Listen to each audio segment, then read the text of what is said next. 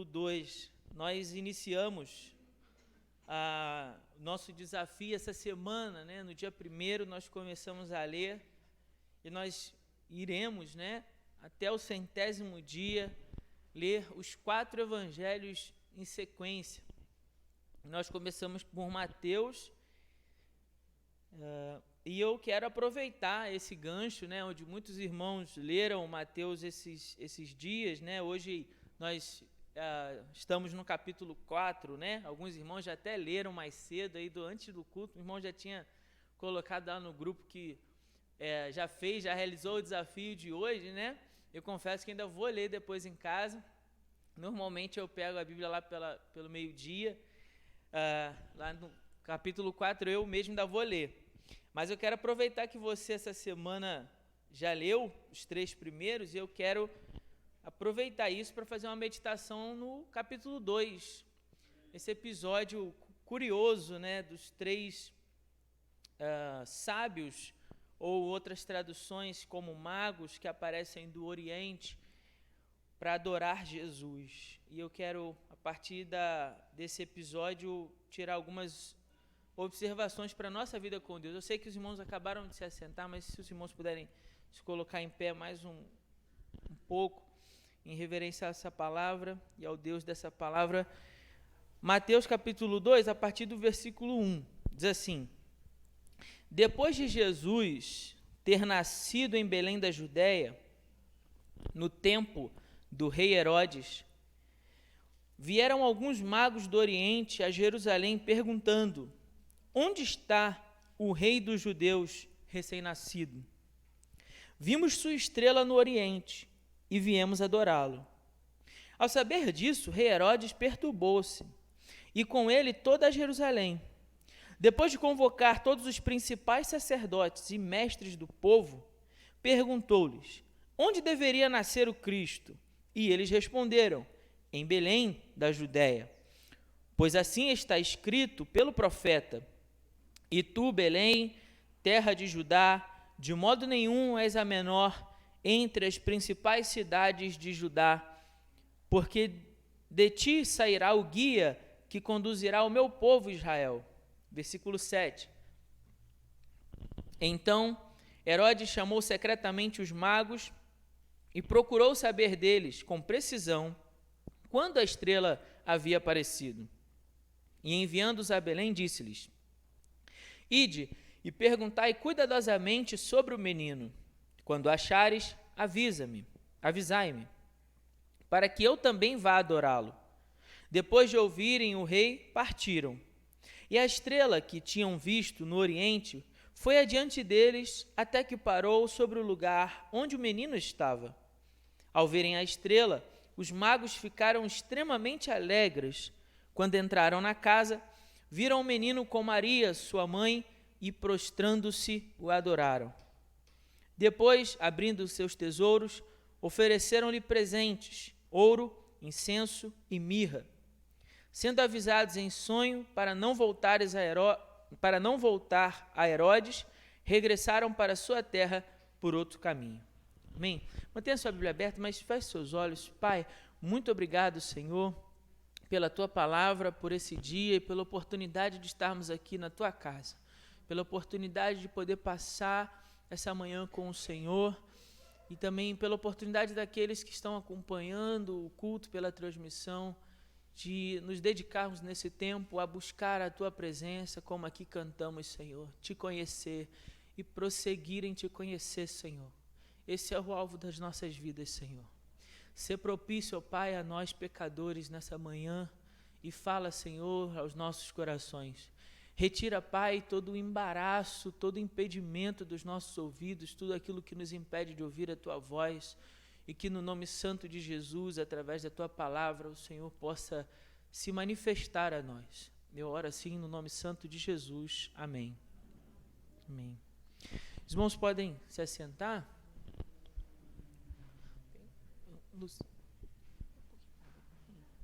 Obrigado.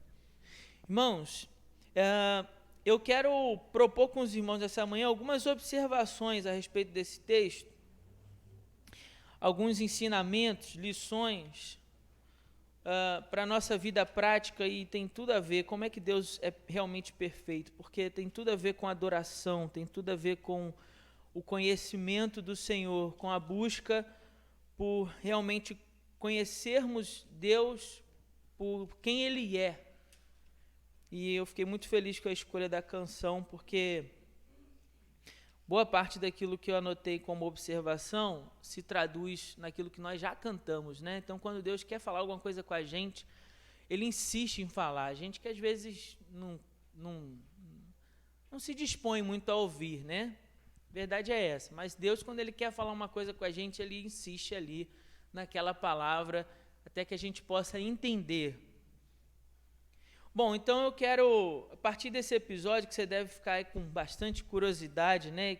Da onde vêm esses homens, quem eles eram. Há muitas teorias na teologia sobre da onde esses homens eram, né? Uns falam que eles eram judeus, que haviam permanecido na Babilônia, na época do exílio, lá no tempo do profeta Daniel.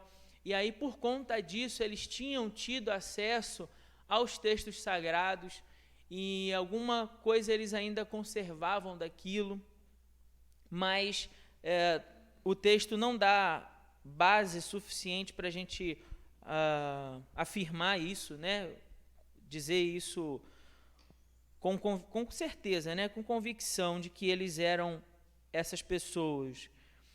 Há quem diga que eles eram magos do Oriente, que estudavam os manuscritos antigos, né, do Velho Testamento, também provavelmente com algum contato na época do exílio. Então eles não eram necessariamente judeus, mas de alguma maneira tiveram acesso ao Antigo Testamento e algumas profecias do Antigo Testamento. Outros vão dizer que eles receberam talvez uma mensagem especial de Deus, né, uma manifestação sobrenatural de Deus, e Deus então se revelou a eles e os conduziu naquela missão e naquele intento. Ou seja, muitas teorias, nenhuma dá para a gente afirmar e dizer é isso, porque o texto não dá essa substância para nós, né, para que a gente possa afirmar isso com certeza.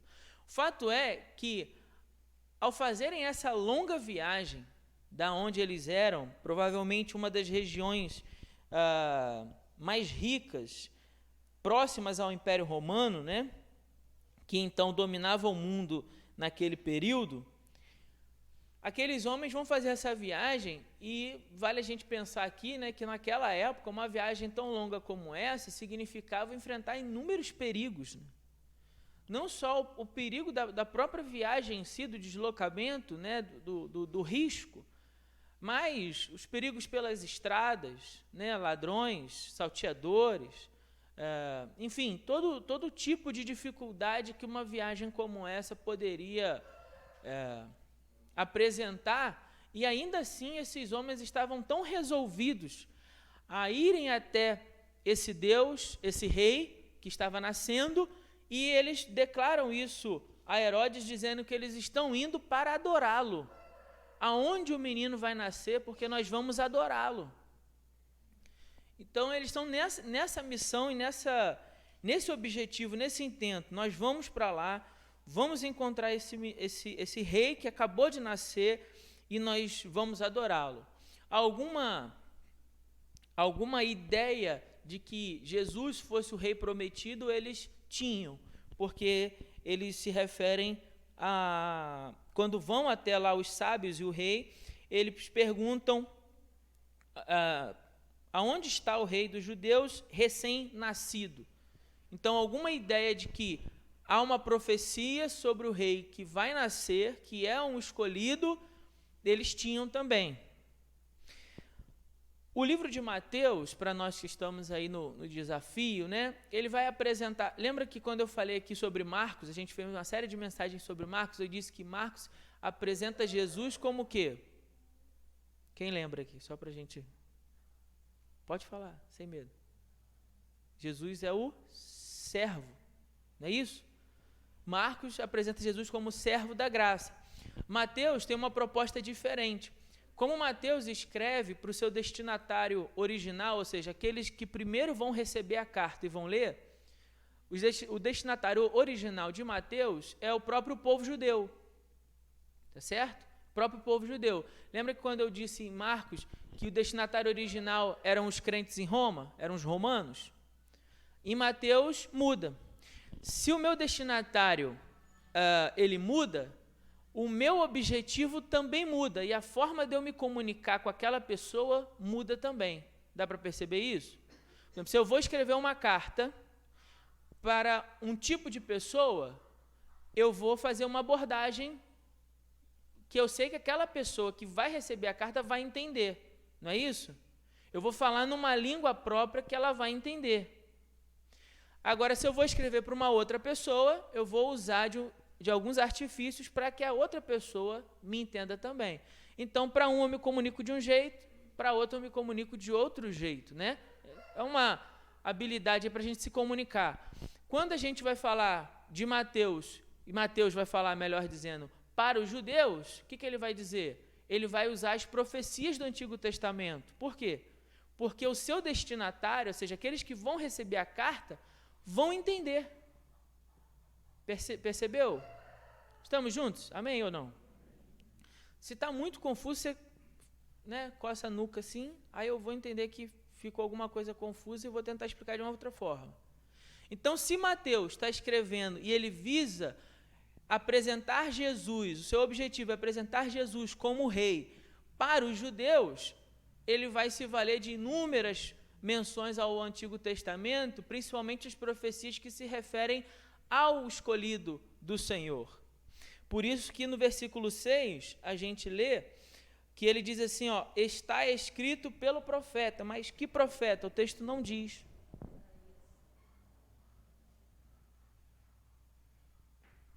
Não, na verdade não. Nesse caso aqui, embora Isaías tenha escrito também sobre Jesus, nesse caso ele está se referindo à profecia de Miqueias, capítulo 5, versículo 2. Vamos ler lá juntos? Miqueias, capítulo 5,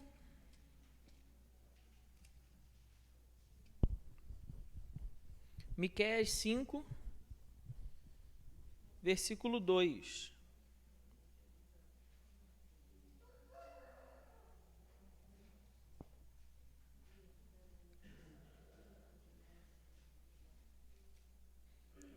Todos já encontraram?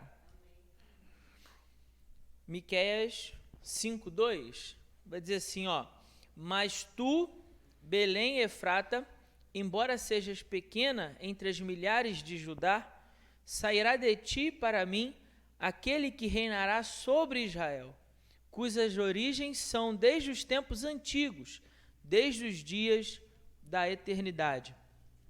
A profecia, então, se refere ao nascimento desse escolhido que o povo judeu espera, que Israel aguarda ansiosamente o seu nascimento de Belém. Então, os judeus, naquele período, principalmente os sacerdotes, os fariseus, os escribas, eles têm uma compreensão literal dessas profecias. Eles têm um entendimento literal. Então, se está escrito lá que vai nascer em Belém, é isso mesmo. É literal, vai nascer em Belém. Vai guardando esses pontos aí que a gente vai amarrar isso tudo, tá bom? Então a gente já entendeu até aqui o porquê dessa abordagem de Mateus, já entendeu o porquê que ele vai usar das profecias, já entendemos que de alguma maneira aqueles homens tinham tido acesso a essas profecias, embora a gente não saiba a origem desses homens, e porquê da abordagem deles nessa viagem, qual era o propósito deles nessa viagem. Isso a gente já entendeu até aqui, amém? Sim? Bom, pelo menos de posse disso, o que a gente já pode começar a trazer para nós enquanto lição para a nossa vida? Enquanto lição. Eu já, ao olhar esse episódio, eu já tiro uma para mim, sem medo de errar, que é o quê? Existem verdadeiros servos de Deus em muitos lugares pelo mundo. Pode parecer meio óbvio isso, né? Claro, pastor, que existem muitos servos de Deus em muitos lugares pelo mundo. Sim, mas quando eu me refiro a inúmeros servos de Deus, eu estou me referindo a pessoas das mais variadas, por exemplo, denominações. Será que a gente pensa isso? Claro, né, nós somos bem tranquilos, né? O batista, pelo menos, ele tem essa natureza assim bem da liberdade de cada indivíduo, né? Da liberdade de consciência de cada indivíduo. Então a gente não tem muito problema com isso. Mas há aqueles que acreditam, infelizmente, que a sua denominação é a única certa. Todo mundo está errado. Não tem gente por aí assim? Infelizmente, tem.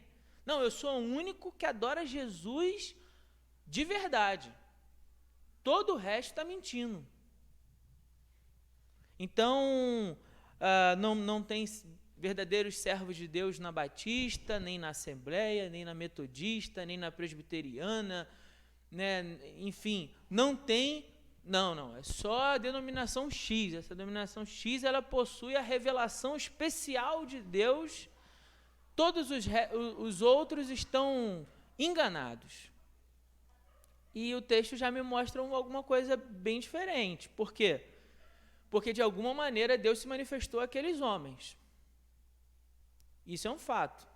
Ninguém faria algo daquele jeito, a gente vai ver depois um pouco mais sobre isso, faria uma viagem daquela, correndo um risco que eles correram, tá certo? Porque Herodes poderia ter matado eles, e eu vou explicar isso aqui por quê. Herodes poderia ter matado eles logo assim que eles chegaram, para calar essa história, e Herodes tinha muito interesse nisso. Então eles correram risco de vida na viagem, correram risco de vida ao se apresentar e dizer o que eles estavam ali fazendo, correram risco de vida pelos presentes caros, porque eram presentes para um rei. Vai lembrar que o ouro, naquela época, era algo extremamente valioso.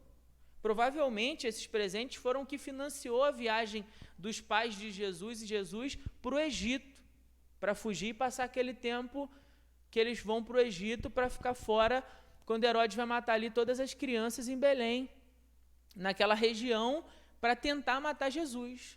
Então, todas as crianças abaixo de 2 anos foram mortas. Por aí você vê o quanto essa viagem era arriscada. E eles estavam fazendo isso na intenção, vamos adorar o rei. Crendo na palavra que havia sido dita sobre esse rei, eles foram. Então, esses homens são um exemplo para nós de verdadeiros adoradores. E eu quero construir isso aqui com os irmãos. Essa primeira parte é isso, entender isso. Deus tem homens e mulheres, verdadeiros adoradores, nas mais diferentes denominações e lugares do mundo e culturas, a seu próprio modo, a sua própria maneira. E que adoram e buscam a Deus da sua própria forma. Mas eu não estou falando qualquer Deus, eu estou falando o Deus revelado pelas Escrituras. Só para deixar claro que eu não estou aqui flertando com o ecumenismo, não. O ecumenismo é um erro. A ideia de juntar todas as religiões e falar assim, todos estão buscando a Deus, isso é um erro.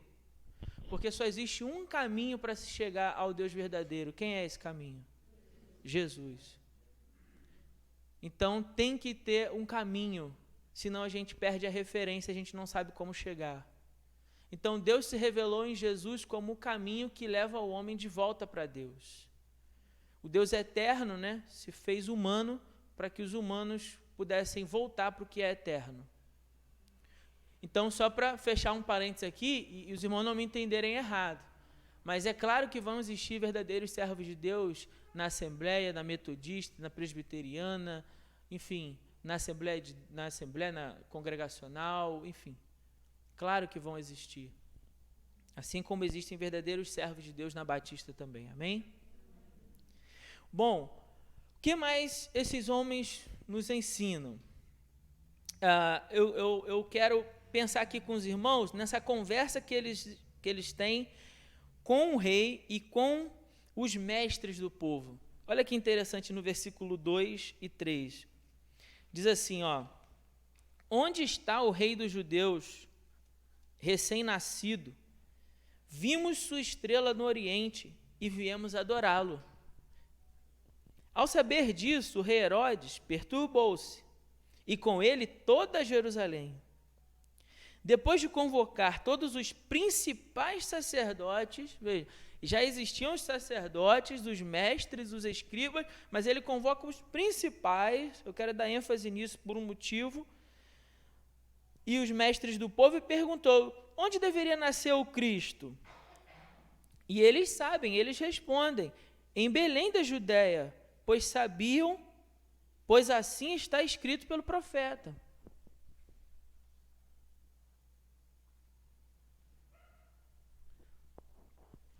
Então veja, Herodes vai chamar os principais sacerdotes para poder identificar a profecia, e eles sabem. Você já parou para pensar nisso aqui nesse texto? Do que significa isso? Olha só, deixa eu explicar primeiro uma curiosidade. Por que Herodes está tão preocupado? Por que Herodes está preocupado de saber se o menino vai nascer? Porque Herodes não é o rei legítimo.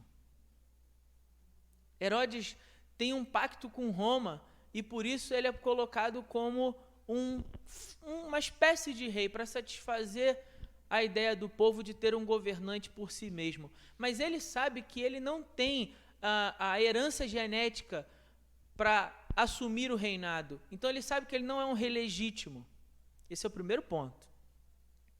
Segundo ponto, Herodes era muito cruel. Ele era um rei cruel e com isso ele acabou cultivando muitos inimigos na corte.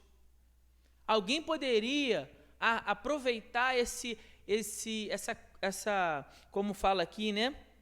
Esse alvoroço que surgiu em Jerusalém com essa história dos magos, dos sábios que se apresentaram buscando o rei. Alguém poderia aproveitar isso para armar uma cilada para ele e destronar ele, para armar um golpe.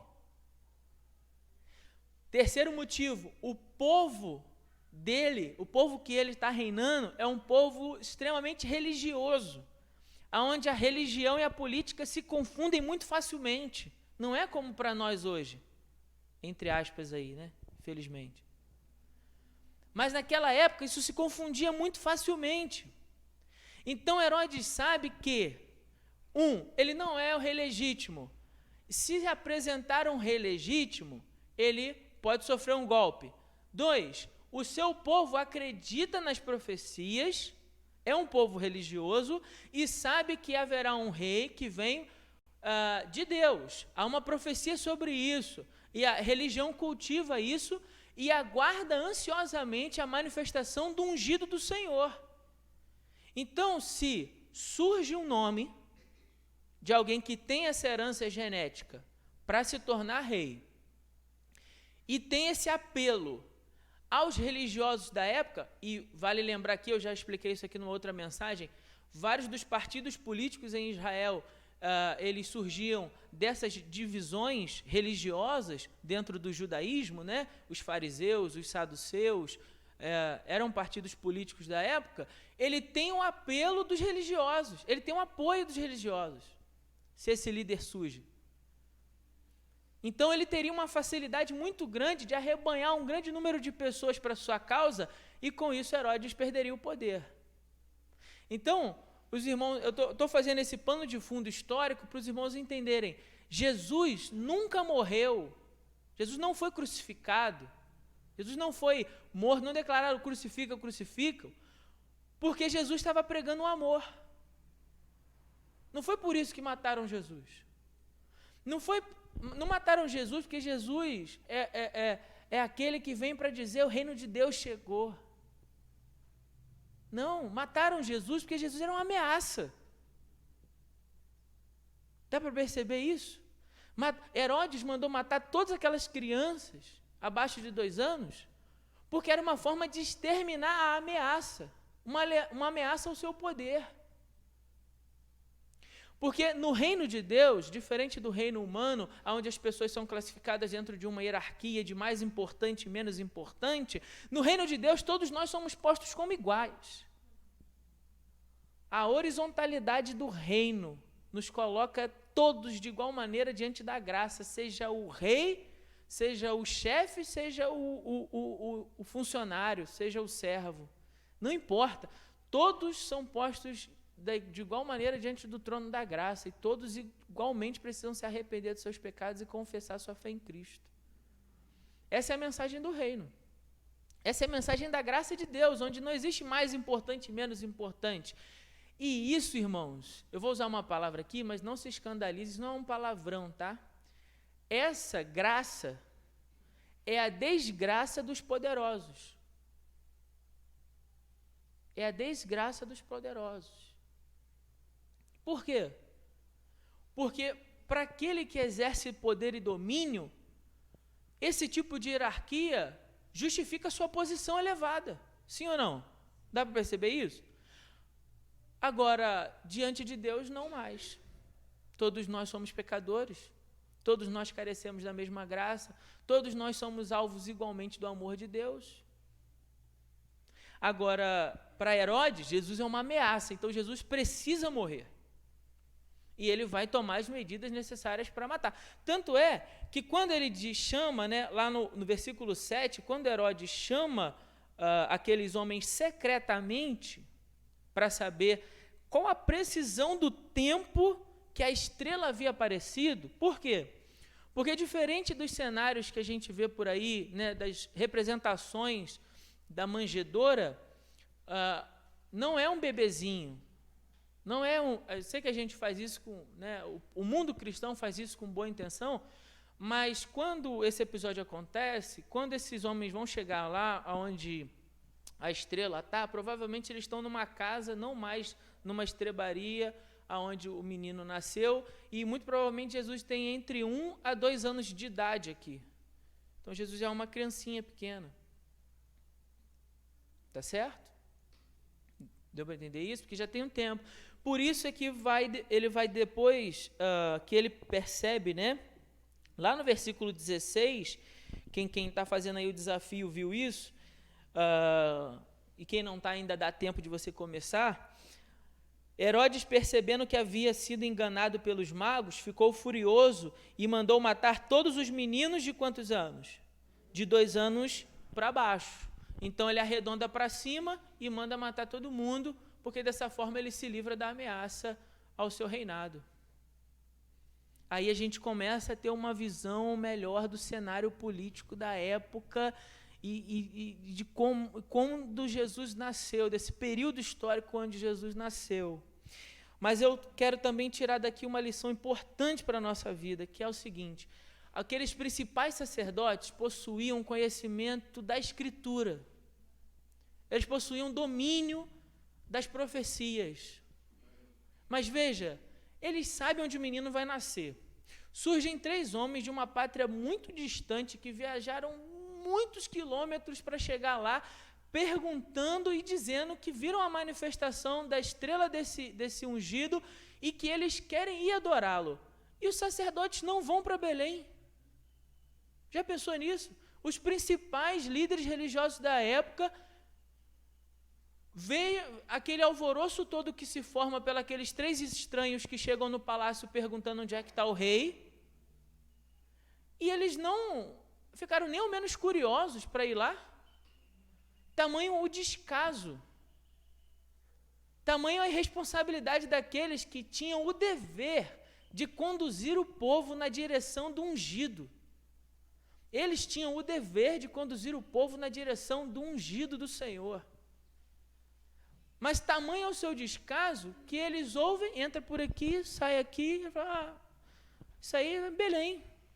Né? Miqueias disse isso para nós, vai ser Belém, pode ir lá em Belém. Eu fico pensando nos magos, né? Assim, vocês não vão com a gente, não? Vocês não estão interessados em saber onde é que está o escolhido, o Ramachia, o Messias, o Cristóis no grego, né? O ungido? Vocês não estão interessados em saber? Ah, não, a gente vai ficar por aqui mesmo em Jerusalém, né? Tá tudo bem por aqui, tá um friozinho gostoso, a gente vai ficar aqui no cobertor quentinho, tá tranquilo. Isso, irmãos, deve ser um alarme, vamos dizer assim, uma advertência retumbante para nós. Uma advertência para nós, é isso mesmo que eu disse. Por quê, pastor? Porque nós também hoje somos o povo que domina as Escrituras. Então nós somos o povo que domina as Escrituras e somos o povo, guarde isso no seu coração. Se você não estava prestando atenção em nada que eu falei até agora, pelo menos isso, preste atenção, em nome de Jesus. Nós somos o povo que domina a Escritura e que está de posse de uma promessa de que Ele voltará. Ele voltará. Você já pensou nisso? Somos o povo de posse da promessa de que Jesus voltará, não mais como um cordeiro, mas como um leão, com o seu rugido, derrotará todos os seus inimigos, estabelecerá um reino de valor eterno, pelos séculos dos séculos. Somos o povo de posse dessa Escritura, mas será que não há em nós também o mesmo descaso dos líderes religiosos daquela época? Essa é a advertência desses homens para nós. Será que não há em nós também a mesma displicência com as profecias e o seu significado? Será que não há em nós também o mesmo descaso de não querermos ir buscar o Senhor? Olha só, aqueles homens não tinham todo esse conhecimento, mas se dispuseram a enfrentar uma viagem difícil, os perigos dessa viagem. Eles chegam lá diante do menino, eles não ouviram a pregação de Jesus, eles não ouviram suas doutrinas e seus ensinamentos, eles não viram as manifestações dos milagres de Jesus, eles não viram cegos enxergarem, coxos andarem, leprosos sendo curados, eles não viram a multiplicação dos pães e dos peixes, eles não viram Jesus andar sobre as águas, ressuscitar os mortos, eles não viram nada disso. Mas olha só, eles chegam lá diante de Jesus e o adoram. Essa é a verdadeira essência da adoração. Eles adoram aquele menino por quem ele é. Eles adoram o menino por quem ele é. Eles não obtiveram nada do menino. O menino ainda não fez nada por eles. O menino não curou, não restaurou, não libertou, não pregou salvação, não morreu na cruz por eles. O menino ainda não fez nada disso por eles, mas eles o adoram. E eles o adoram a tal ponto de darem para o menino o que eles tinham de melhor. Porque os presentes representavam isso. Aquilo que eles tinham de melhor para oferecer para aquele menino, sem desejar nada em troca. Não há uma espécie de barganha na adoração daqueles homens. Não há uma troca. Agora, vejam o nosso tempo, e ouçam isso com muito carinho, tá bom? Mas vejam, quando eu falo nosso tempo, eu não falo só a nossa igreja, eu falo as igrejas de maneira geral, o povo que se chama pelo nome de Jesus, os cristãos. Nesse tempo, nós queremos que Deus venha até nós, se manifeste a nós, prove quem Ele é, quem Ele está dizendo que é. Então nós queremos as manifestações sobrenaturais e fenomenológicas da glória dEle. Ainda queremos que Ele nos dê presentes, para aí então a gente dizer que o adora. Está tudo errado. Está tudo errado. A gente está indo na contramão. A gente quer que Deus se manifeste e se explique e prove. Quando, na verdade, nós deveríamos ir buscá-lo, sejam quais dificuldades forem pelo nosso caminho dentro dessa jornada, sejam os perigos que forem, os salteadores, os ladrões que forem no meio dessa jornada, que nos impedem de ir buscar a Deus, seja o cobertor e a cama quentinha que for, seja o comodismo que for, nós precisamos abrir mão disso para ir buscar a Deus, dando a Ele o nosso melhor, sem pedir que Ele se manifeste ou prove quem Ele é, quem Ele diz que é, porque a adoração em essência sugere que nós venhamos adorar a Deus porque Ele é digno de receber toda essa adoração. Porque Ele é todo-poderoso, bondoso, misericordioso, porque Ele nos ama. E nós ainda temos um privilégio, porque nós não conhecemos apenas uma parte das Escrituras. Nós conhecemos toda a Escritura que nos diz que Cristo Jesus morreu pelos nossos pecados. Nós conhecemos um Deus que já deu um passo na nossa direção quando Ele diz que nos amou. E por isso nós o amamos. Então nós temos todos os motivos do mundo para muito mais do que aqueles homens que fizeram essa viagem, nós também irmos até Ele para adorá-lo, e uma vez adorando, entregar para Ele o que a gente tiver de melhor. E não me entenda errado, eu estou falando da sua vida, porque às vezes é muito fácil eu entregar o meu ouro, mas eu não entrego o meu coração. É muito cômodo muitas vezes eu compartilhar um pouco do que eu tenho no meu bolso, sendo que a minha vida eu não entrego nas mãos dele para que eu seja um instrumento para a glória dele. Então o que esses homens estão fazendo é essa busca pela essa adoração verdadeira. E o comportamento desses fariseus, desses mestres da lei, dos principais sacerdotes, deve ser um disparo de um alarme, como a irmã Sônia falou aqui mais cedo na EBD. Se essa missão dependesse de mim, como ela estaria hoje? Nós vimos os irmãos aí que andavam quilômetros a pé para pegarem em outras cidades. E muitas vezes a gente não consegue entregar um folhetinho para o vizinho. E temos a posse de que Jesus vai voltar. A promessa. Então, esse comportamento deles deve servir para nós como esse alerta e dizer assim: meu Deus, eu devo ser menos parecido com esses homens e mais parecido com esses 3 homens aqui, que ninguém sabe de onde veio, mas a gente sabe que eles adoraram Jesus com sinceridade e verdade. Eles são para nós um exemplo de fé, um exemplo de testemunho de fé. Por último, eu quero só mencionar aqui um detalhe importante, uma curiosidade, né? No texto importante, que é no presente deles. Diz o texto que eles oferecem ouro, incenso e mirra. E muitos teólogos vão dizer que esses 3 presentes sugerem a identidade de Jesus. Primeiro, que o ouro, né, representando ali um presente para um rei. Jesus é o rei dos reis. Jesus, de fato, não é só o rei dos judeus, mas o rei dos reis. O incenso, e até voltando aqui na quarta-feira, nós falamos disso aqui, né? Os irmãos estavam aqui 2 quartas-feiras atrás, né? A gente falando sobre o incenso que era apresentado do sacerdote, né? O sacerdote oferecia uma oferta de incenso para que a fumaça desse incenso representasse as orações do povo que se elevam para os céus, ou seja, que vão para Deus. Então, na função lá do sacerdote, quando ele ia fazer a oferta de incenso, a ideia era essa: queimava-se o incenso representando as orações do sacerdote pelo povo. Isso para representar a divindade de Jesus. Jesus não é só um rei humano, ele é Deus. Ele é Deus. E a mirra era o óleo, né, nobre, vamos dizer assim, né, o óleo que se usava para ungir o sacerdote, para a unção do sacerdote.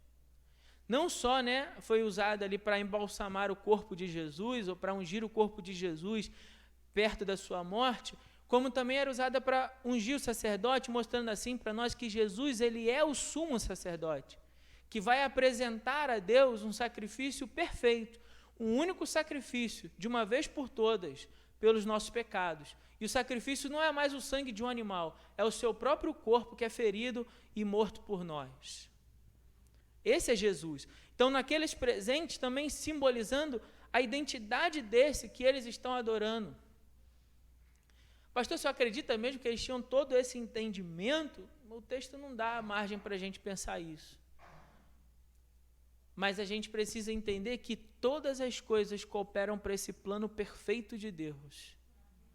E todos esses presentes se justificam na história de Jesus, no decorrer da história de Jesus, revelando a sua identidade para nós. Por fim, para a gente orar, eu quero chamar sua atenção no final do texto, quando diz assim: sendo avisados em sonho, para não voltar a Herodes, regressaram para a sua terra por outro caminho. Uma parte disso eu já te expliquei no versículo 7, quando Herodes chama eles em secreto, Herodes não está querendo adorar Jesus, Herodes está querendo matar Jesus.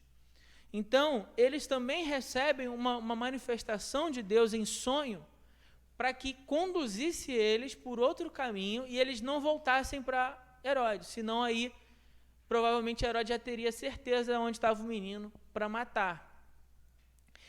Mas o que eu quero chamar a atenção dos irmãos é o seguinte: depois desse encontro com Jesus e essa experiência de adoração àquele menino,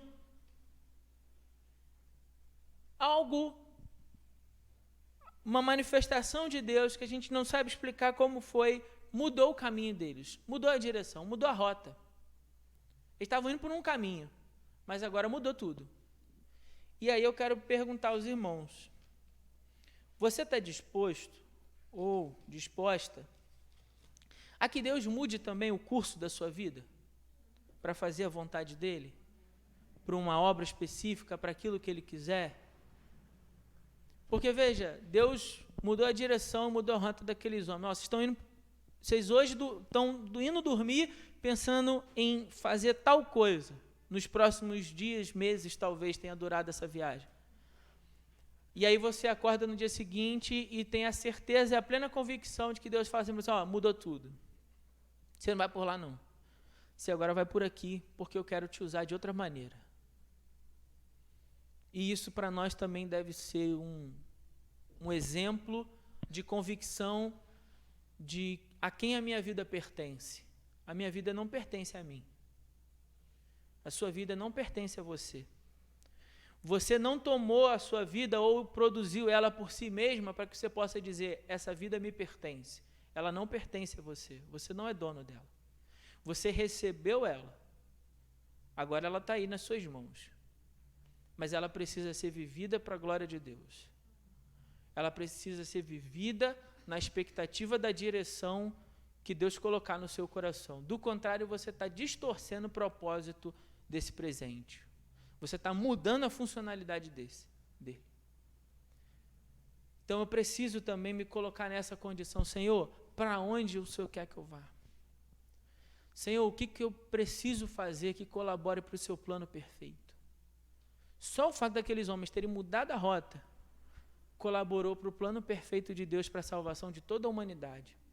E às vezes eu penso que a gente mudar uma conversa, ou mudar uma situação, ou mudar um comportamento, ou mudar uma disposição que pode contribuir para que o plano perfeito de Deus seja realizado na vida de alguém que ainda não conhece Jesus. Eu creio nisso. Eu creio que a gente vai chegar no céu e vai se deparar com inúmeros acontecimentos do tipo, você não lembra de mim? Não. Nós conversamos sobre Jesus num ponto de ônibus em 1900 e agora eu estou aqui, porque aquela palavra transformou a minha vida. Eu creio nisso. Eu creio nisso.